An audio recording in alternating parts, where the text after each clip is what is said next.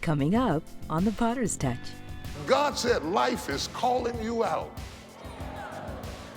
of hiding, calling you out of fear, and calling you out of insecurity, and calling you out of small-mindedness, and calling you out of your timidity, calling you out of your comfort zone, calling you out of the safe places you have built for your dysfunction. God said, I'm calling you out of those places because your destiny is never in your shelter. This is the Potter's Touch. I'm excited, I'm delighted, I'm blessed you're here. I've been waiting on you. Where you been? I got something to share with you that I'm excited about. I want to release some truths out of the series Instinct that I believe will bless your life. This particular message is called In Between Places. Where do I go from here? So many people are stuck today. They just can't figure out what to do next. What do you do when you are in between places? If that resonates with you, don't touch that dial. Watch this. I've learned whenever I'm getting ready to rebuild, I pull that quote and put it up from my book.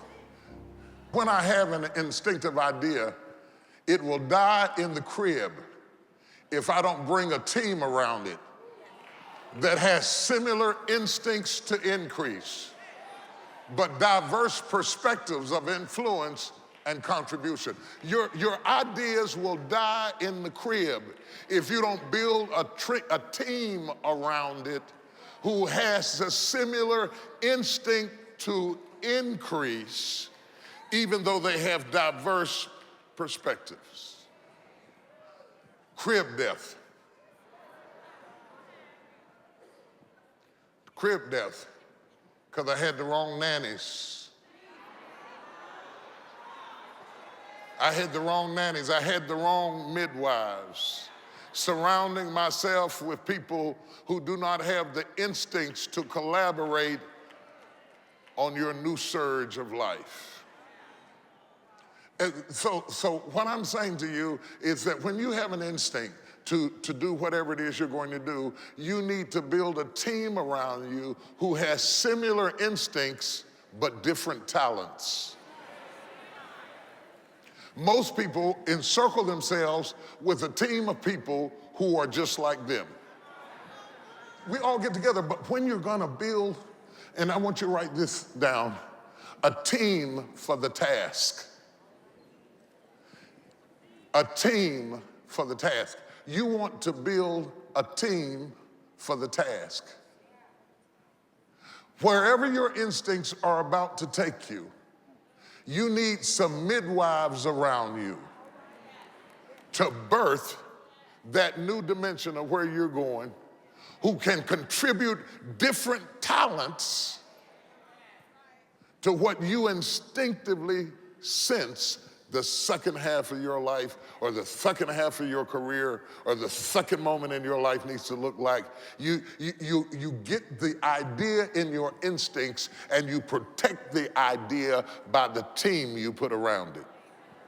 And the reason I'm teaching you a team for a task is that you insulate what your instincts have intuitively chosen by the team you put around you. They insulate what is about to happen next in your life.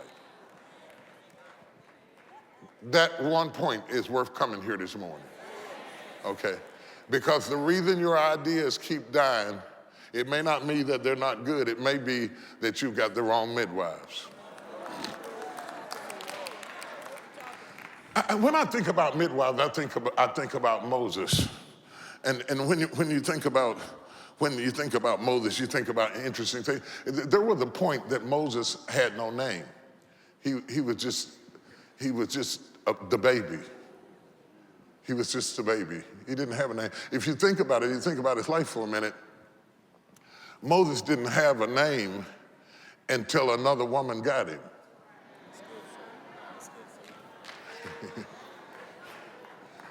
The mother that birthed him didn't name him.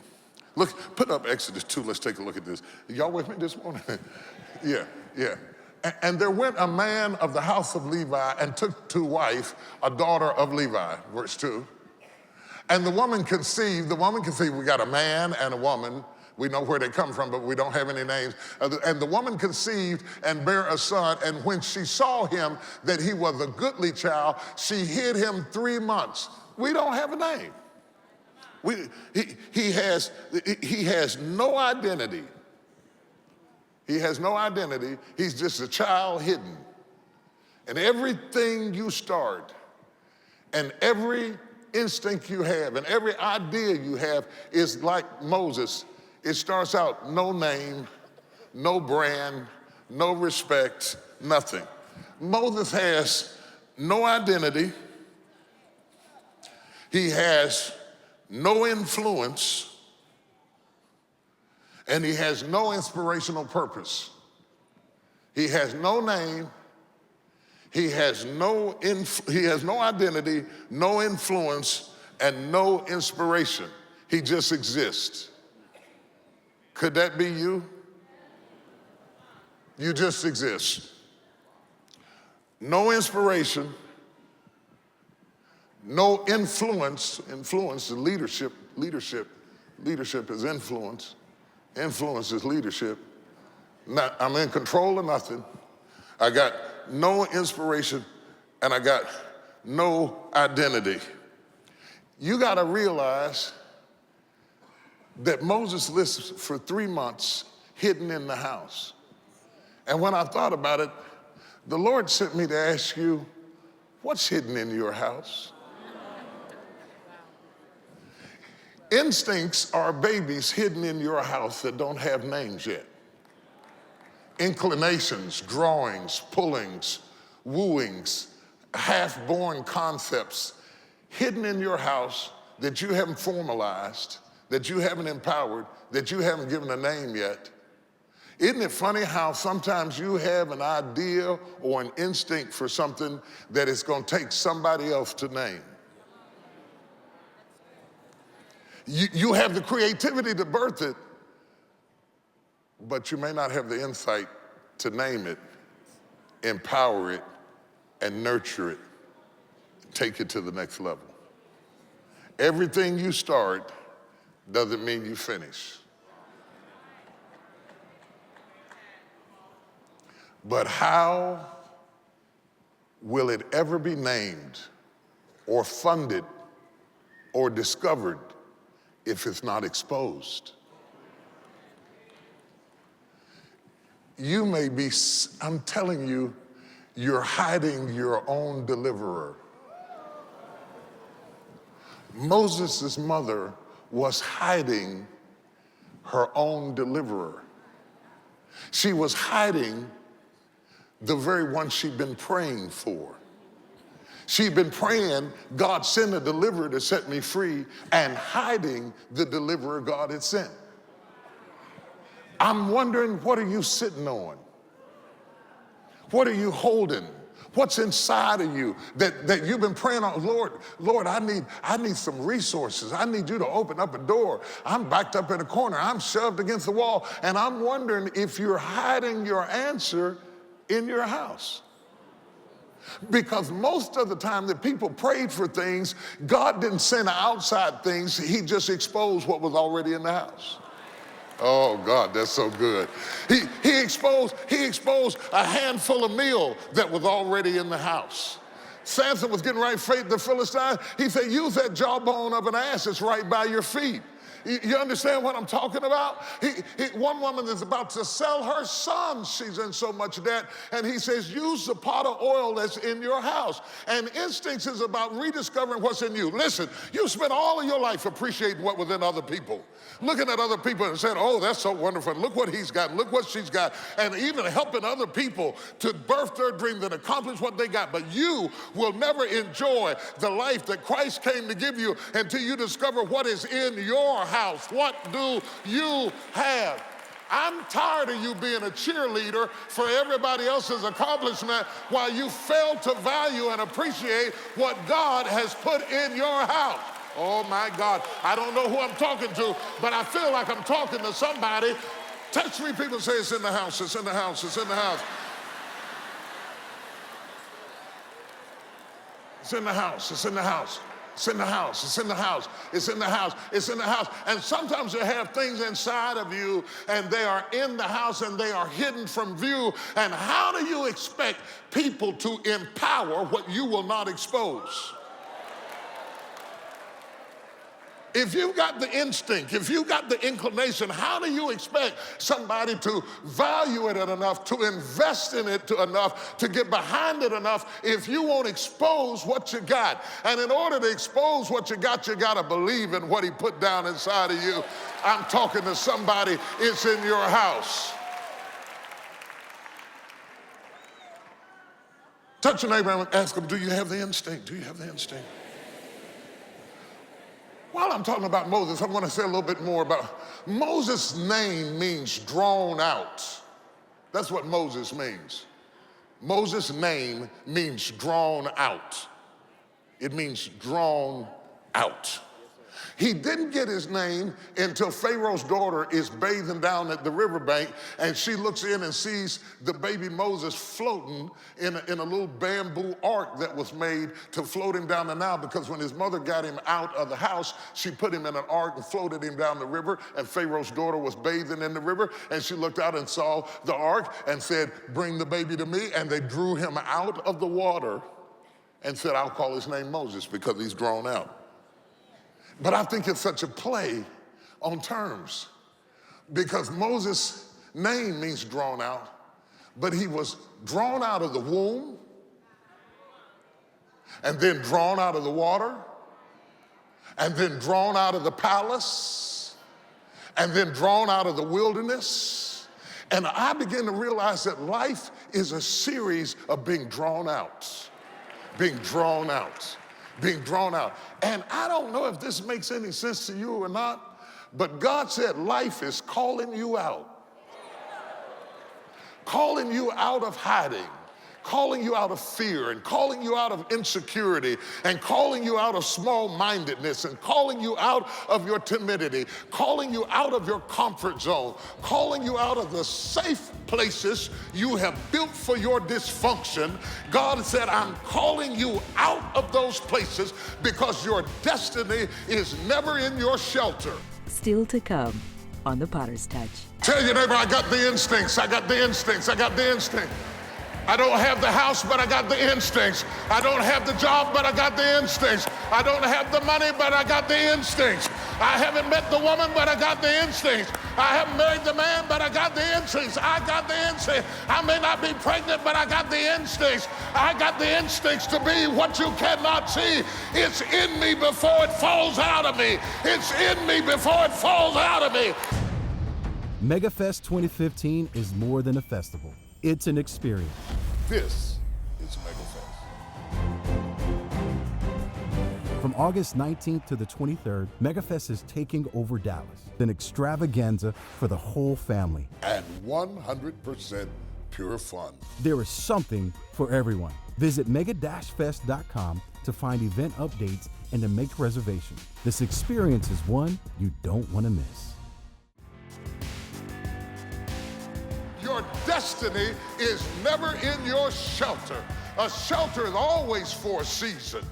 Whether it's a shelter from the storm, or whether it's a shelter of a womb, or whether it's a shelter of a cocoon, it is only for a season until you can be drawn out into something bigger than what you were protected in the first day. Do you hear what I'm saying?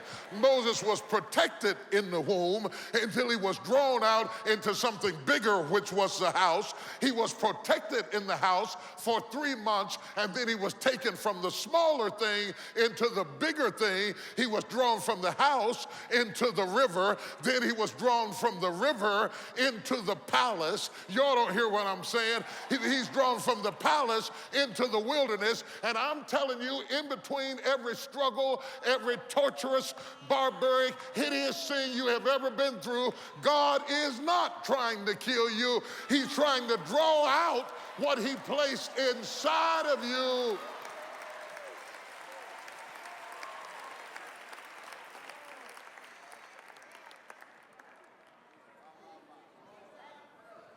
Your name is Moses. Your name is Moses. Your life is Moses. And he keeps trying to draw you out. And I don't know about you, but anytime God draws me out of what I'm comfortable in, I generally don't like it.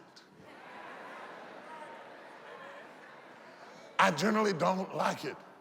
And I can't even tell you why I don't like it, other than the fact that I'm not used to it, and it's out of my comfort zone, and I want you to just leave me alone. Let me stay in here where I understand this life that I got right now. And if you take this away from me, oh, no, what in the world am I gonna do? And he's steadily drawing you out. And you have to trust him that he always takes you from the lesser to the larger. From the lesser to the larger. You're getting ready to go from the lesser to the larger. This is out of my book, Instinct. Transitions are usually challenging, but what is exciting is that though we often resist, complain, become irritable, and cry like babies, we do so because we have the confusion of being unsettled and forced to discover new skill sets. Yeah, we are forced to discover new skill sets, forced to use apparatus that did not fit within the system that we created to protect our vulnerabilities. I'm forced to speak, and you know I don't like to talk in front of people. I'm forced to care, and you know I don't like to engage emotionally with anybody. And anytime you are forced,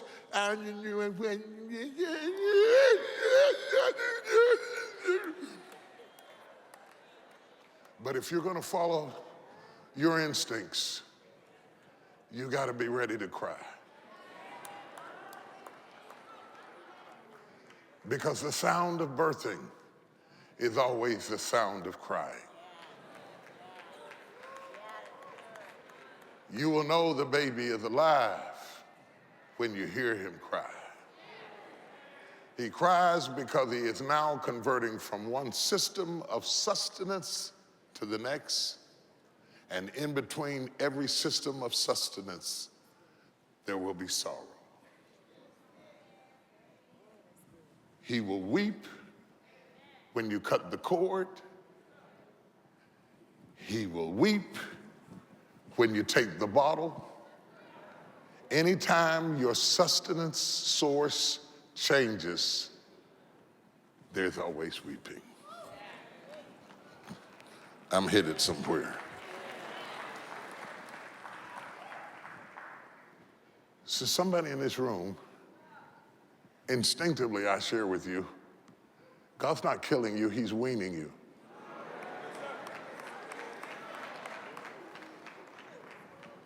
I know you don't like it. I know you don't like it. But trust him. It's going to require, put my quote back up here, that you discover new skill sets.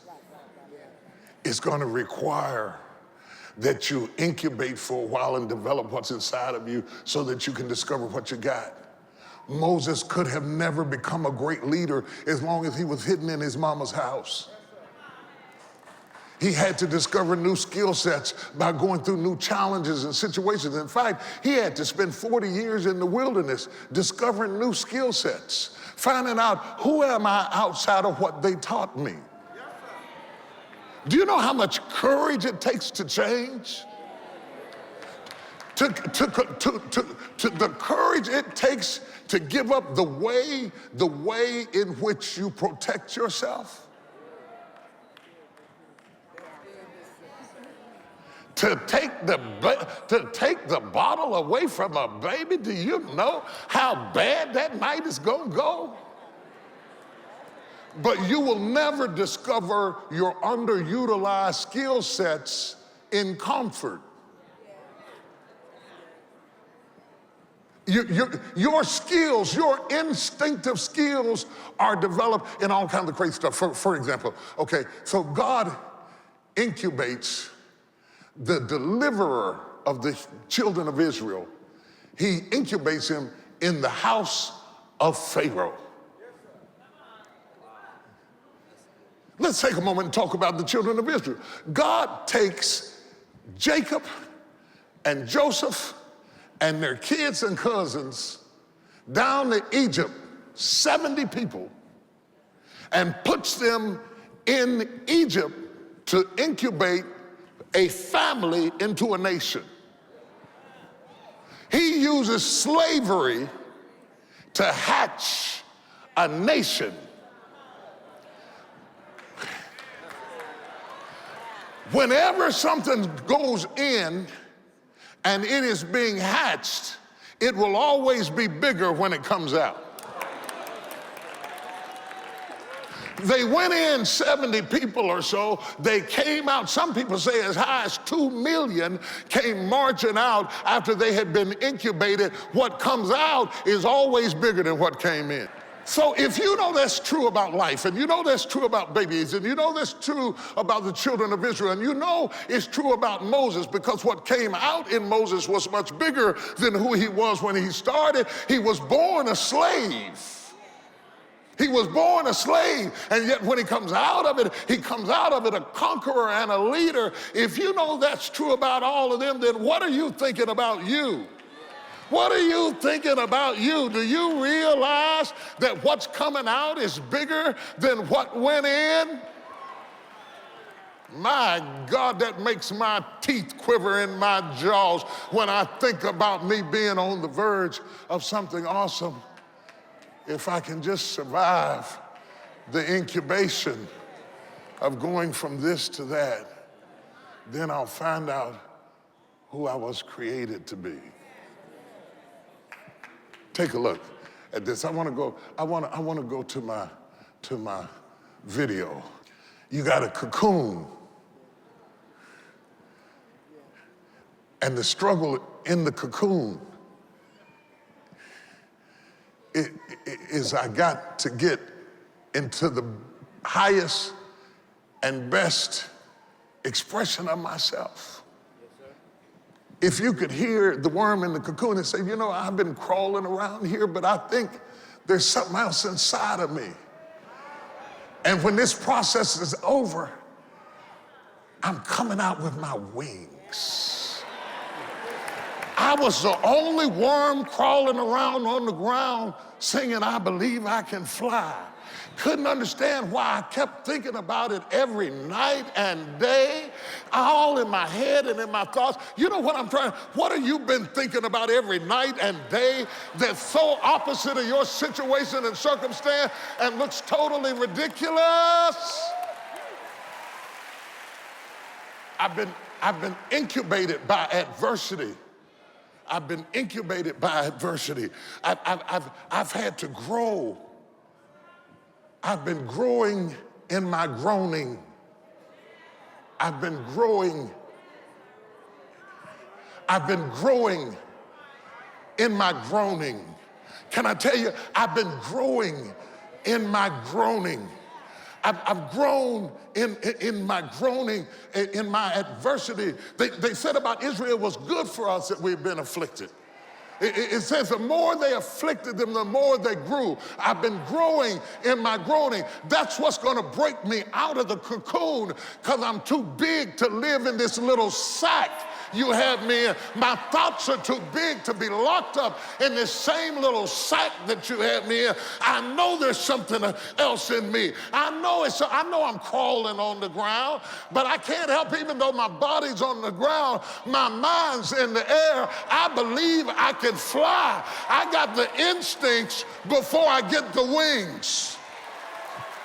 I got the instincts before I get the husband. I got the instincts before I get the career. I got the instincts before I open up the business. I've always had these instincts, even when I was crawling on the ground.